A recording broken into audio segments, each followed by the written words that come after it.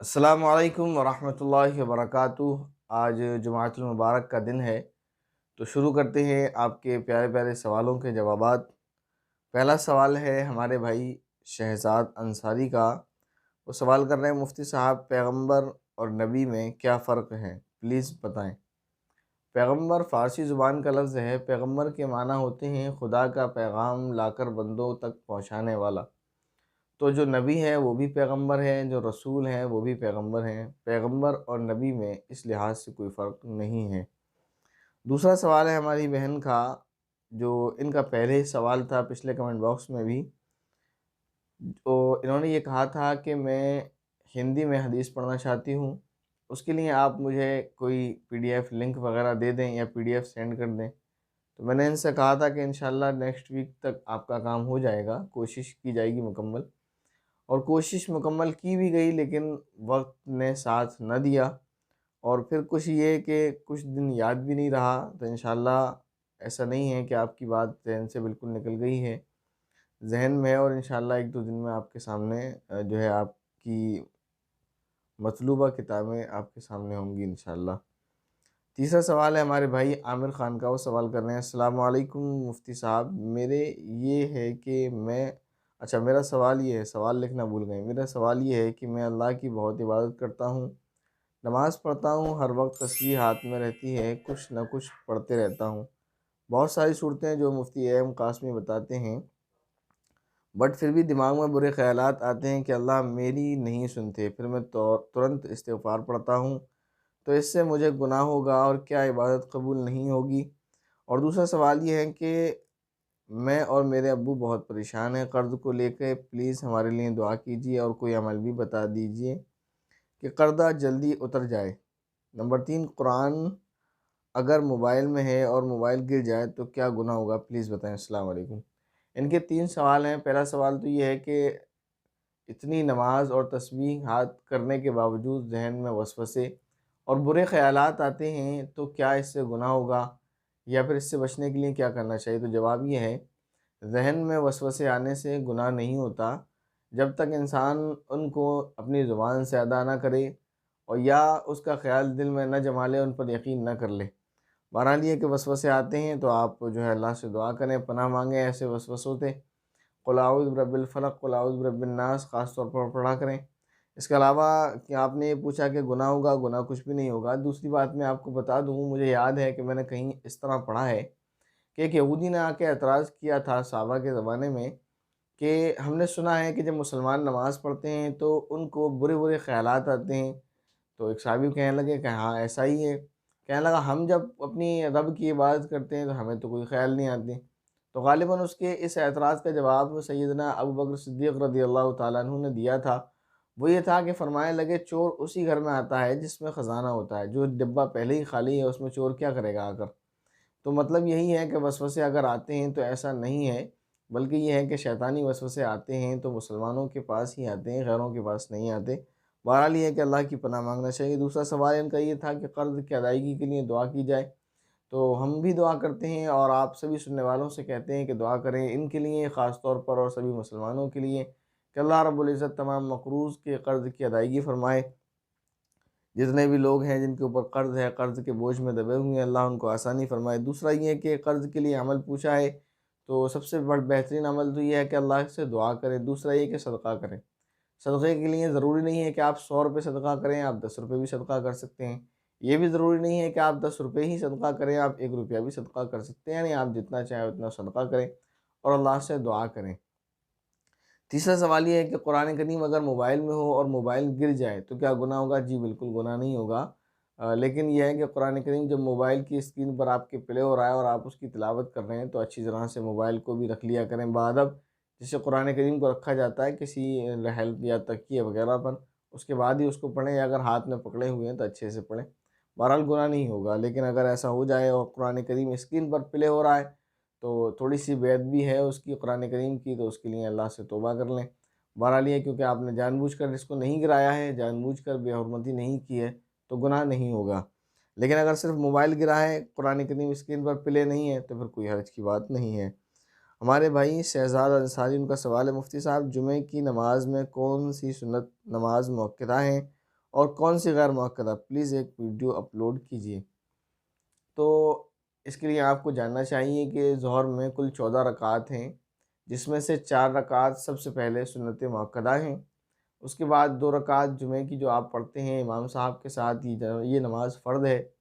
اس کے بعد 6 رکعات سنت مؤکدہ ہیں، پہلے 4 پھر 2، تو کل جمعے کے دن 10 رکعات سنت مؤکدہ، 2 فرض اور 2 نفل ہیں، اس طرح 14 رکعات ہیں۔ اس کے بعد ہماری ایک بہن سوال کرنی، مفتی صاحب آپ نے کہا تھا کہ ظہر اور عصر میں قرأت آہستہ کرنی ہے، کس قدر آہستہ کرنی ہے کہ خود کے کان بھی سن پائیں یا نہیں؟ مقدار بتا دیں، اور فجر اور مغرب عشاء کی قرأت کی آواز کی بھی مقدار بتا دیں، شکریہ۔ سب سے پہلے تو میں بتا دوں، میں نے یہ جو کہا تھا کہ مغرب اور عشاء ان 3 نمازوں میں قرأت بآواز بلند کرنا ہے، اور ظہر اور عصر میں قرأت آہستہ آواز سے کرنا ہے۔ تو یہ حکم مردوں کے لیے ہے، عورتوں کے لیے نہیں ہے۔ خواتین کے لیے حکم یہ ہے کہ وہ ہمیشہ آہستہ آواز سے ہی قرأت کریں گی، ان کی آواز غیر محرم کو سنائی نہ دے۔ اگر کوئی عورت اس طرح نماز پڑھتی ہے اور اتنی اونچی آواز میں قرأت کرتی ہے کہ اس کی آواز غیر محرم سن لیتے ہیں، تو اس کو گناہ ہوگا اور وہ گناہ گار ہوگی، لہذا خواتین کو آہستہ آواز سے ہی قرأت کرنی چاہیے۔ دوسری بات یہ ہے کہ جو مردوں کا حکم ہے آہستہ یا زور سے پڑھنے کا، تو اس کی مقدار کیا ہے؟ تو زور سے پڑھنے کی مقدار تو یہ ہے کہ اس کو جتنے لوگ چاہیں اتنے لوگ سنیں، اس کا کوئی وہ نہیں ہے، جتنی آپ میں آواز ہو، اور یہ بھی نہیں کہ ایسا معلوم ہو کہ آپ چیخ رہے ہیں، نارملی آواز جیسے آدمی بولتا ہے اس طرح سے تلاوت کریں، اتنی اونچی آواز میں۔ اور آہستہ کی مقدار یہ ہے کہ اس کی آواز اس کے کانوں تک جائے، آہستہ آہستہ اس کو پڑھیں۔ یہ حکم مردوں کے لیے ہے، خواتین کے لیے حکم یہی ہے آہستہ قرأت کریں۔ دوسرا سوال ہماری انہی بہن کا ہے، وہ کہہ رہی مفتی صاحب نماز فاسد سے کیا مراد ہے؟ نمازیں لوٹانی ہوں گی کیا؟ جی، انہوں نے ایک ویڈیو میں پہلے سوال کیا تھا کہ اگر کوئی نماز میں روتا ہے تو اس کی نماز کا کیا حکم ہے؟ تو بتایا تھا کہ اگر دنیاوی عذر کی بنا پر روتا ہے، درد یا تکلیف کی وجہ سے یا دنیاوی رنج و غم کی وجہ سے، تو پھر اس کی نماز فاسد ہو جائے گی، سونے کی وجہ سے اگر آواز نکل آئے تو فاسد سے مراد پوچھ نہیں کیا ہے؟ فاسد سے مراد یہی ہے کہ نماز اس کی ختم ہو جائے گی، اس کو نماز دوبارہ پڑھنی ہوگی۔ ہماری ایک بہن نے سوال کرنی ہے، سجدے میں دعا مانگنے کا طریقہ کیا ہے؟ فرض نمازوں کے سجدوں میں دعا کرنے سے دعا قبول ہوگی؟ ایک سوال ہے، تو پہلے اس کا جواب دیتے ہیں۔ تو آپ اس بارے میں جان لیں کہ نماز کے اندر دعا کرنے کا مسئلہ کیا ہے۔ آپ فرض نمازوں میں دعا نہیں کر سکتے، آپ نے جو لکھا ہے فرض نمازوں کے سجدوں میں دعا کرنے سے دعا قبول ہوگی، فرض نماز میں آپ دعا نہیں کر سکتے کسی بھی طرح کی۔ فرض نماز میں جو دعا کی جگہ ہے وہ درود شریف کے بعد سلام سے پہلے ہے، تو اس میں ہم دعا پڑھتے ہیں، دعائے معثورہ پڑھتے ہیں، اللہم انی ظلمت نفسی، یہ بھی دعا ہے۔ یا اسی طرح آپ قرآن کریم کی آیت پڑھ لیں، ربنا آتنا فی الدنیا، یہ بھی دعا ہے، رب ارحمہما کما ربیانی صغیرہ، کوئی بھی ایک دو آیت آپ پڑھ لیں تو اس کی گنجائش ہے، اس سے زیادہ نہیں ہے۔ آپ اتنا پڑھ سکتے ہیں کہ آپ کے درود شریف سے وہ زیادہ نہ ہو۔ تو فرد کے تعلق سے تو یہ بات ہے کہ فرد میں اگر آپ دعا کرنا چاہ رہے ہیں تو دعائے معثورہ جو آپ پڑھتے ہیں، اللہم انی ظلمت نفسی، جو یہ مشہور ہے دعائے معثورہ کے نام سے، اسی کی جگہ پر آپ کوئی دوسری دعا قرآنی یا احادیث کے اندر جو موجود ہے وہ پڑھ سکتے ہیں۔ اس کے علاوہ نماز کے سجدوں کا جو تعلق ہے، تو نماز میں جو دعا مانگنے کی اجازت ہے وہ نفل نماز میں ہے۔ نفل نماز اگر آپ پڑھ رہے ہیں تو اس میں آپ دعا کر سکتے ہیں سجدے کی حالت میں بھی، لیکن دعا وہی ہو جو قرآن اور حدیث کے مشابہ ہو، جو انسانی کلام کے مشابہ نہ ہو۔ جیسے آپ نماز میں یہ دعا نہیں کر سکتے کہ اللہ میرا نکاح کرا دے، یا آپ نماز میں یہ دعا نہیں کر سکتے کہ اللہ مجھے مال و دولت عطا فرما، تو یہ اس طرح کی دعائیں نہیں کر سکتے۔ دعائیں آپ مانگ سکتے ہیں وہ جو اللہ ہی سے مانگی جاتی ہیں، جو قرآن اور حدیث کے مشابہ ہیں۔ جیسے آپ یہ کہیں کہ اللہ مجھے جنت عطا فرما دے، میرے گناہوں کو معاف فرما دے۔ دوسری بات یہ ہے کہ نفل نمازوں میں بھی جو دعا مانگیں گے تو آپ وہ اردو میں نہیں مانگیں گے، بلکہ عربی کے الفاظ میں ہی آپ دعا کر سکتے ہیں۔ اب اللہ رب العزت سے دعا کریں، اللہم اغفر لی، اللہ میرے گناہ معاف فرما، اللہم انا نسألک الجنہ، اللہ میں تجھ سے جنت کا سوال کرتا ہوں، تو آپ عربی میں ہی دعا مانگ سکتے ہیں نفل نمازوں میں۔ تو خلاصہ یہ ہوا کہ فرض نماز میں آپ دعا نہیں مانگ سکتے، اور نفل نماز میں آپ دعا مانگ سکتے ہیں، تو وہ بھی عربی میں، جو ان الفاظ میں جو قرآن اور حدیث کے مشابہ ہوں۔ ایک دوسرا سوال ہے ان کا، کوئی شخص اپنی والدہ کی نافرمانی کرتا تھا اور اب والدہ کا انتقال ہو گیا ہے تو اس کو بے سکونی ہے، اللہ سے توبہ بھی کرنی ہے لیکن بے سکونی ختم نہیں ہوئی، تو اب کیا کرنا چاہیے؟ تو چاہیے تو یہ کہ ان کی جو خالہ ہوں گی، یعنی ماں کی بہن، تو ان کی خدمت کرے، ان کی ایسی ہی خدمت کرے جیسے اپنی والدہ کی کرنا چاہیے تھی، کیونکہ حدیث شریف کے اندر آتا ہے جس کا خلاصہ یہی ہے کہ جو درجہ ماں کا ہے وہی درجہ خالہ کا بھی ہے۔ اگر ماں موجود نہیں ہے تو خالہ کے ساتھ وہی سارے حقوق ادا کیے جائیں گے خالہ کے، جیسے ماں کے ہیں۔ ان کی خدمت کرنا، ان کا عزت و احترام کرنا، جب وہ آئیں تو ان کا اکرام کرنا، جب ان کے پاس جائے تو ان کی تکریم کرنا، اور وہیں ان کی خدمت کریں۔ اور اگر خالہ نہیں ہیں یا خالہ کے ساتھ ساتھ ان کی ماں کی سہیلیاں بھی ہیں جو ان کے آس پاس آتی بیٹھتی تھیں یا ماں جن کے پاس جایا کرتی تھیں، تو ان سہیلیوں کا بھی احترام کرے، ان کی عزت و تکریم کریں، اور جو ہے ان کے ساتھ بھی خیر و خواہی کا معاملہ کرے، تو اللہ رب العزت انشاءاللہ اس کو سکون بھی نصیب فرمائیں گے، اور جو گناہ اس سے ہوا ہے اللہ رب العزت اس کا کفارہ بھی فرما دیں گے۔ اور توبہ کرتے رہنا چاہیے ہمیشہ۔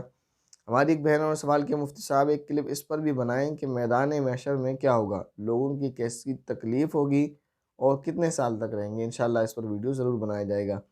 ہماری ایک بہن ہے، وہ سوال کر رہی ہیں کہ 10 دن سے میرے پیر میں پھنسی نکلی ہے، وضو بنا پاتی ہوں تو تھوڑا سا پیر دھو پاتی ہوں، لیکن نماز بھی بیٹھ کر پڑھ لیتی ہوں، 4 فرض اور عشاء میں 3 وتر اور سنت پڑھ لیتی ہوں، تو نماز ہو جائے گی؟ بہت پیر میں درد ہے اس لیے بیٹھ کے نماز پڑھتی ہوں، طبیعت ٹھیک نہیں ہے۔ اللہ رب العزت آپ کو شفا عطا فرمائے۔ سبھی لوگ ان کے لیے دعا کریں کہ اللہ رب العزت ان کی پریشانی کو دور فرمائے۔ اب یہ جاننا چاہ رہی ہیں کہ میری یہ تکلیف ہے تو میں بیٹھ کر نماز پڑھتی ہوں تو ہو جائے گی؟ یعنی جی بالکل ہو جائے گی۔ اگر کسی کو عذر ہے اور وہ کھڑا نہیں ہو سکتا تو وہ بیٹھ کر نماز پڑھتا ہے تو بیٹھ کر نماز پڑھ سکتا ہے، اس کے ثواب میں بھی کمی نہیں ہوگی اور نماز بھی مکمل ادا ہوگی۔ دوسری بات انہوں نے یہ کہی کہ میں عشاء میں صرف 4 فرض 3 وتر اور 2 سنت پڑھتی ہوں، تو کیا میری نماز ہو جائے گی یا مجھے 17 رکعات مکمل کرنے ہوں گے؟ ویسے تو بہتر یہی ہے کہ انسان مکمل نماز پڑھے، لیکن اگر جو ہے تکلیف ہے، پریشانی ہے، درد وغیرہ کی وجہ سے آپ اتنی نماز پڑھ لیتی ہیں تو بھی کوئی حرج نہیں ہے، گناہ نہیں ہے، آپ کی نماز مکمل ہوگی۔ ہماری ایک بہن ہے، وہ کمنٹ کر رہی ہیں، مفتی صاحب کافی دنوں سے آپ کا ولاگ نہیں آیا، آپ سب ساتھ میں اچھے لگتے ہیں۔ انشاءاللہ بہت جلدی ہی ولاگ بنایا جائے گا جس میں ہم خاص طور پر 3 علماء تو ہوں گے ہی، لیکن اس کے علاوہ میں نے ایک بات آپ سے پہلے کہی تھی، یہ 2 مہینے کچھ ایسے ہیں جس میں وقت نہیں مل پا رہا ہے نا، تو جس کی وجہ سے جو ہے ولاگ نہیں بن پا رہا ہے۔ انشاءاللہ کوشش کریں گے آپ کی جو ہے تمنا کو پورا کرنے کی۔ ہمارے ایک بھائی ہیں فیروز خان، سوال کر رہے ہیں، لوگوں میں یہ بات مشہور ہے کہ آدم علیہ السلام نے آسمان میں کلمہ لکھا دیکھا اور حضور صلی اللہ علیہ وسلم کا وسیلہ دیا تو ان کی توبہ قبول ہو گئی۔ یہ روایت تو غالباً مستدرک حاکم میں ہے اور اس کو انہوں نے صحیح قرار دیا ہے، لیکن علامہ ذہبی نے اور بہت سارے علماء نے اس کو موضوع قرار دیا ہے، اور امام طحاوی رحمۃ اللہ علیہ نے اس کو اگرچہ موضوع نہیں بلکہ ضعیف قرار دیا ہے۔ تو یہ روایت ایسی ہے جس میں علماء حدیث یعنی محدثین مختلف ہو گئے، ان کی رائے مختلف ہو گئی، بعض علماء کہتے ہیں کہ یہ صحیح ہے، بعض کہتے ہیں کہ یہ ضعیف ہے، بعض کہتے ہیں یہ موضوع ہے۔ تو لہذا ایسی روایت کو بیان کرنے سے بچنا چاہیے، یا روایت کو بیان کرتے وقت یہ بات جو ہے واضح کر دینا چاہیے کہ اس روایت کے بارے میں علماء کے کیا کیا اقوال ہیں۔ تو علامہ ذہبی وغیرہ جیسے علماء ہیں یہ کہتے ہیں کہ موضوع ہے، اور مستدرک حاکم میں امام حاکم نے اس کو صحیح قرار دیا ہے، امام طحاوی علیہ الرحمہ اس کو انتہائی درجے کی ضعیف قرار دیتے ہیں۔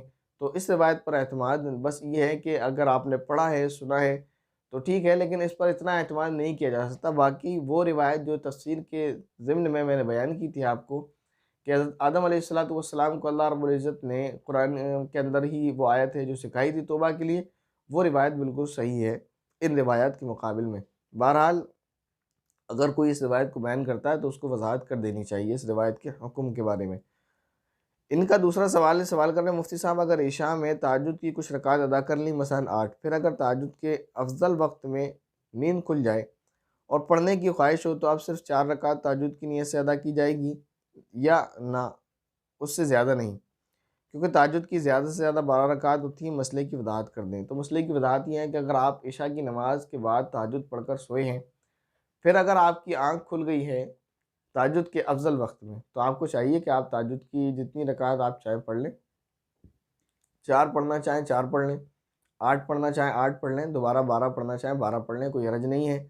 تو پہلا جواب تو یہ ہے کہ آپ کی پچھلی رکعات جو تھیں وہ نفل شمار ہو جائیں گی یا آپ کی تہجد ہو جائے گی۔ دوسری بات یہ ہے کہ تہجد کی 12 رکعات نہیں ہے، بلکہ ایک قول کے مطابق تہجد کی 18 رکعات تک ہیں۔ تو اگر آپ نے 8 رکعات پڑھنی ہے تب بھی آپ کے پاس آپشن ہے، آپ باقی رکعات پڑھ سکتے ہیں، لیکن ایسا نہیں ہے۔ بات یہی ہے کہ اگر آپ پہلے تہجد پڑھ کر سوئیں تو وہ تہجد آپ کی نفل شمار ہو جائے گی اور آپ کی یہ رکعتیں تہجد ہوں گی، آپ کو تمام رکعات پڑھ لینی چاہیے۔ ہماری ایک بہن ہے، ان کا سوال ہے اور یہ اس کمنٹ باکس کا آخری سوال ہے۔ ہماری بہن سوال کر رہی ہیں مفتی صاحب ناپاکی کی حالت میں باڈی سے ہیئر ریموو کر سکتے ہیں یا نہیں؟ تو دیکھیے ناپاکی کی حالت میں سر کے بال کاٹنا یا اسی طرح بدن کے بال صاف کرنا یا اسی طرح ناخن وغیرہ کاٹنا یہ مکروہ تنزیہی ہے، یعنی اگر کسی نے اس کو لا علمی کی بنا پر کر لیا ہے تو تھوڑا گناہ ہوگا، اور اگر جانتے بوجھتے انسان اس کو کرے گا تو زیادہ گناہ ہوگا۔ بہرحال منع ہے، ایسا نہیں کرنا چاہیے۔ پاکی کی حالت میں ہی آپ جو ہے ناخن بھی کاٹیں اور بال وغیرہ صاف کریں۔ امید ہے آپ کو یہ تمام مسائل سمجھ آئے ہوں گے۔ السلام علیکم ورحمۃ اللہ وبرکاتہ۔